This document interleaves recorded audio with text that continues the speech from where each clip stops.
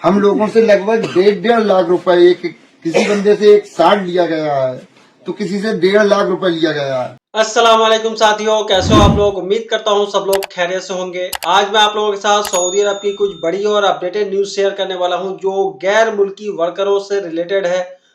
जैसा कि आप लोगों को पता है कि सऊदी अरब के अंदर सऊदी लेबर लॉ में समय समय पे बदलाव किया जाता है और उसमें कुछ नए आर्टिकल जोड़े जाते हैं ताकि सऊदी लेबर मार्केट को बेहतर बनाया जा सके। तो आज के इस वीडियो में सऊदी लेबर लॉ के बारे में बात करने वाला हूं जो 19 फरवरी 2025 से लागू हो गया है सऊदी अरब के अंदर। इस कानून से क्या बेनिफिट मिलने वाला है, इससे क्या फायदा होगा गैर मुल्की वर्करों को, तो वीडियो को पूरा वॉच कीजिएगा ताकि पूरी जानकारी आप लोगों को मिले। साथियों, बताना चाहूंगा कि सऊदी अरब की गवर्नमेंट ने, सऊदी अरब की हुकूमत ने सऊदी लेबर लॉ में समय समय पे बदलाव करता रहता है ताकि लेबर मार्केट को सही बना सके और कंपनी में काम करने वाले वर्करों को अच्छी फैसिलिटी दी जा सके। सऊदी अरब की human resource and social development ministry की तरफ से एक अपडेट जारी किया गया है सऊदी लेबर लॉ को लेकर के, और सऊदी लेबर लॉ में कुछ अपडेट किया गया है, कुछ आर्टिकल्स नया जोड़ा गया है ताकि कंपनी में काम करने वाले वर्करों के बीच सामंजस्य स्थापित किया जा सके। इस कानून में वर्कर के इमरजेंसी लीव, मैटरनिटी लीव और वर्क कॉन्ट्रैक्ट को लेकर के नया अपडेट जारी किया गया है। इसमें यह बताया गया है कि अगर कोई एम्प्लॉय के परिवार में अगर किसी की मृत्यु हो जाती है, उसकी मौत हो जाती है, तो उसके लिए 3 दिन का पेड लीव दिया जाएगा। और इसी के साथ साथ अगर कोई महिला एम्प्लॉय है और वह प्रेग्नेंट है, तो इससे पहले कानून में यह था कि उसे 10 हफ्ते का पेड लीव दिया जाता था, लेकिन कानून में बदलाव करके उसको 12 हफ्ते का पेड लीव कर दिया गया है। और इस कानून में यह भी बताया गया है कि अगर कोई एम्प्लॉय अगर ओवर टाइम करता है और ओवर टाइम के बदले वह अगर पैसा नहीं लेना चाहता है, छुट्टी लेना चाहता है, तो उसके बदले उसे छुट्टी दिया जाएगा। मान लीजिए कोई वर्कर 4 घंटे के हिसाब से डेली ओवर टाइम करता है और वह 4 दिन के ओवर टाइम के बदले वह पैसा न लेकर के अगर छुट्टी लेना चाहता है तो उसे 2 दिन की छुट्टी दिया जा सकता है। और इस अपडेट में यह भी बताया गया है कि अगर कोई एम्प्लॉय कंपनी से रिजाइन देना चाहता है, अपना वर्क कॉन्ट्रैक्ट को टर्मिनेट करना चाहता है, तो वह कर सकता है और उसके लिए उसे कंपनी को 30 दिन का नोटिस पीरियड देना होगा। 30 दिन के अंदर अगर कंपनी उसका रेजिग्नेशन को एक्सेप्ट नहीं करती है तो 30 दिन के बाद उसका रेजिग्नेशन ऑटोमेटिकली एक्सेप्ट कर लिया जाएगा और उस एम्प्लॉय का रेजिग्नेशन उस कंपनी से हो जाएगा, उसका वर्क कॉन्ट्रैक्ट टर्मिनेट हो जाएगा। इसी के साथ साथ इसमें यह भी बताया गया है कि अगर कोई कंपनी अपने एम्प्लॉय को, अपने वर्कर को हटाना चाहती है, उसको टर्मिनेट करना चाहती है, तो उसे 60 दिन का वक्त देना होगा। 60 दिन के नोटिस पीरियड के बाद ही वो अपने उस वर्कर को, उस एम्प्लॉय को कंपनी से हटा सकती है, टर्मिनेट कर सकती है। अगली अपडेट इंडिया से है। आप उस वीडियो के शुरू में कुछ वीडियो क्लिप देखे होंगे। इसमें यह बताया गया है कि 23 लोगों को इंडिया से रसिया भेजा गया था किसी कंपनी में काम करने के लिए, और इसमें बताया गया कि ये लोग दिल्ली के किसी ऑफिस से रसिया गए थे और इन लोगों से 1.5 लाख रुपया लिया गया था वीजा के लिए, और इन लोगों को दिल्ली के किसी ऑफिस से रसिया भेजा गया किसी कंपनी में काम करने के लिए। लेकिन जब वो लोग वहां पे पहुंचे तो उसे ना ही कंपनी में काम दिया गया और ना ही उसको सैलरी दिया जा रहा है। इंडिया से यहाँ पर रसिया में आए हैं। इस कंपनी का नाम है टेक्नोफार। हम लोगों को दिल्ली ऑफिस से भेजा गया है।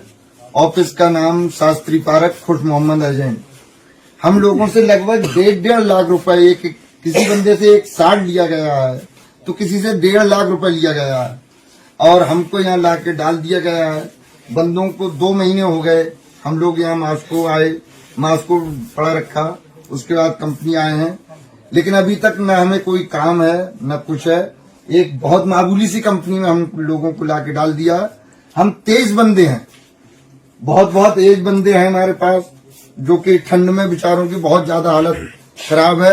मेरी खुद आवाज खराब है, देखना है न कोई देखने वाला है न कुछ करने वाला है, बहुत ज्यादा परेशानी है। और जो बाकी ऊपर जो अधिकारी कर्मचारी हैं हम उनको बोलते हैं तो कुछ तो लैंग्वेज की प्रॉब्लम है सर, हमको समझ नहीं आता है, और बाकी जो हमारे जो अधिकारी कर्मचारी जो हमको बुलाया है वो हमारी बात को सुन नहीं रहा है। 2 महीने हो गए, ना सैलरी का पता है ना कोई, बहुत सारी दिक्कतों का हमें सामना करना पड़ रहा है। तो भाई साहब, मेरा नाम नसर बाबू है। हम किशनगंज जिला से हैं। हमारा घर हटगाछी है। हम लोग रशिया में आके फंस गए हैं।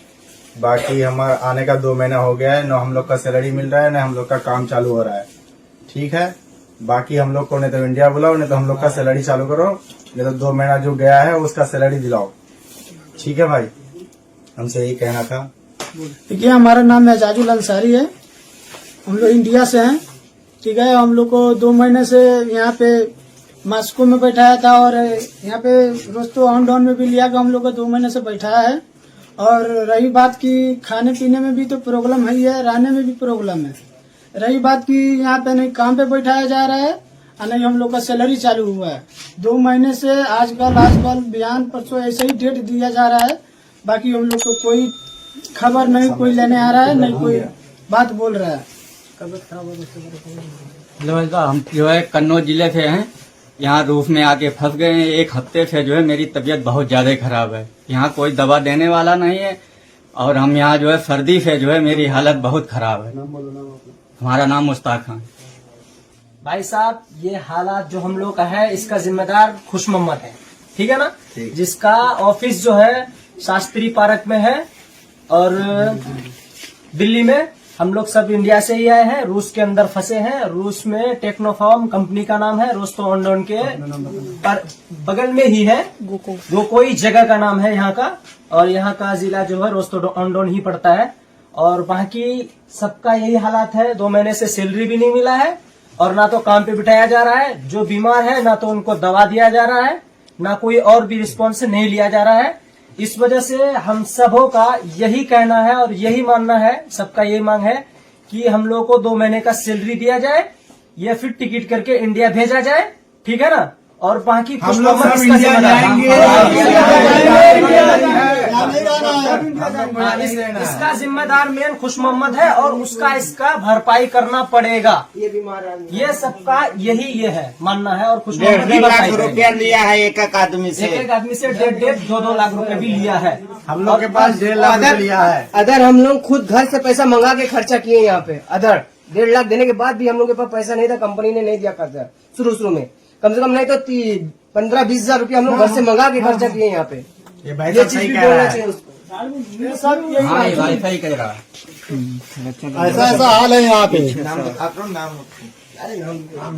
ये देख लीजिए बिस्तर क्या है, कितना बंदे का तबीयत खराब है यहाँ पे। ये देखो बंदा सो रहा है, इसका तबीयत खराब है। तो ये देखो बिस्तर है यहाँ पे, वो भी विदेश में रहता है। ये भाई साहब यहाँ पर ये बेड देखिए, बहन जो 1-1 बेड का बेड है। इससे ऊपर से बंदा गिर जाता है, नीचे तो ठीक है चलो थोड़ा बहुत, लेकिन ऊपर से बंदा गिर जाता है। ये देखिए बेड, बताओ इस पर बंदा कैसे करके लेट पाएगा। इतनी सारी परेशानी हमको झेलनी पड़ रही है यहाँ पर रसिया में आके, खास तो बताइए। और इतना पैसा खर्च करने के बाद में इतनी परेशानी, इससे बढ़िया तो कहीं बिना पैसे का देश चले जाए। लोगों का कहना है कि लोग यहाँ पे आके फंस गए हैं, उनको बहुत परेशानी हो रही है, ना उनके पास खाने का पैसा है, ना ही उसको किसी तरीके की कोई सुविधा दी जा रही है।